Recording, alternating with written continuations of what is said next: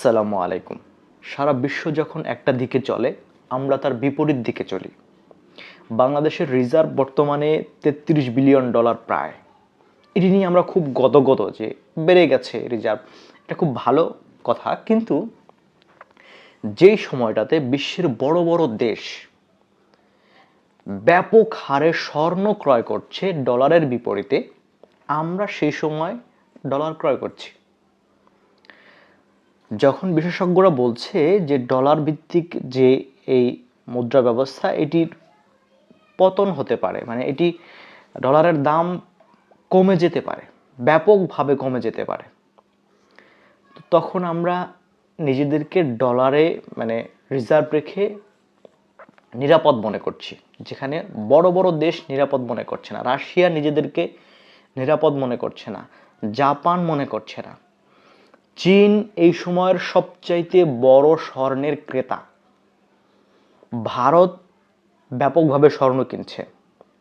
তুরস্কের যে কেন্দ্রীয় ব্যাংকগুলো, সেগুলো মানে সরকারি ব্যাংকগুলো, সেই ব্যাংকগুলো ব্যাপকভাবে স্বর্ণ ক্রয় করছে। ব্রাজিল করছে, উজবেকিস্তান তারা স্বর্ণ ক্রয় করছে। এরপরে ইতালি আর জার্মানি তাদের স্বর্ণের যে রিজার্ভ তারা নিউ ইয়র্কে রেখেছে বা দেশের বাইরে রেখেছে, সেগুলো ফেরত আনার জন্য মানে দেশের অভ্যন্তর থেকে তাদেরকে চাপ দেওয়া হচ্ছে ব্যাপকভাবে, তোমরা ওই স্বর্ণগুলো ফেরত নিয়ে আসো।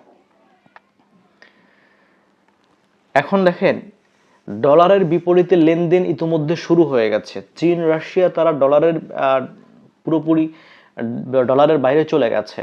ইরানও ডলারের বাইরে লেনদেন শুরু করেছে।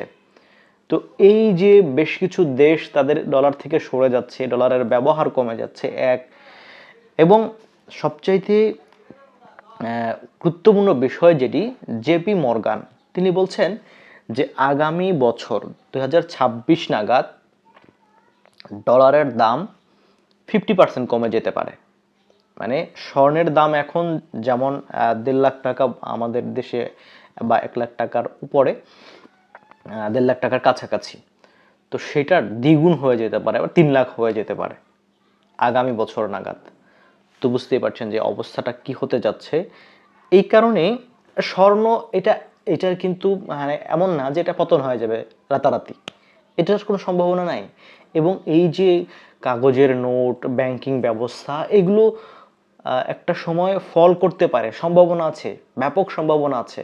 আমাদের দেশের যিনি কর্ণধর এখন শীর্ষস্থানে যাকে বসানো হয়েছে, সেও এই বিষয়টা নিয়ে কথা বলেছেন ইতিপূর্বে, যে এই যে অর্থনীতি, বর্তমান সময়ের যে অর্থনীতি, সেগুলো পতন হতে পারে, যে কোনো সময় একটু ভেঙে পড়তে পারে। তিনি ওই কথা ইতিপূর্বে এক সাক্ষাৎকার আমি তাকে বলতে শুনেছি, ডক্টর ইউনূসকে এই কথা বলতে শুনেছি, যে বলছেন যে বর্তমান সময়ের যে অর্থনীতি সেটি ভেঙে পড়তে পারে যে কোনো সময়। তাহলে এত কিছু বোঝার পরেও আমরা কেন সেই স্বর্ণ ক্রয়ের দিকে ঝুঁকছি না? আমরা কেন ডলার ক্রয়ের দিকে ঝুঁকছি, যেটির বিরুদ্ধে বিশ্বের বড় বড় দেশ ইতিমধ্যে একটা ভিন্ন মুদ্রা ব্যবস্থা চালু করার প্ল্যান পরিকল্পনা করছে, তারা সেটা বাস্তবায়ন করার দিকে হাঁটছে। এবং আমেরিকার যে প্রভাব, আমেরিকার যে উপরে মানুষের যে আস্থা বা ডলারের উপরে মানুষের যে আস্থা, সেগুলো দিনে দিনে কমে যাচ্ছে। তো আমরা সেখানে কেন এই মুদ্রার দিকে প্রতিনিয়ত ঝুঁকছি?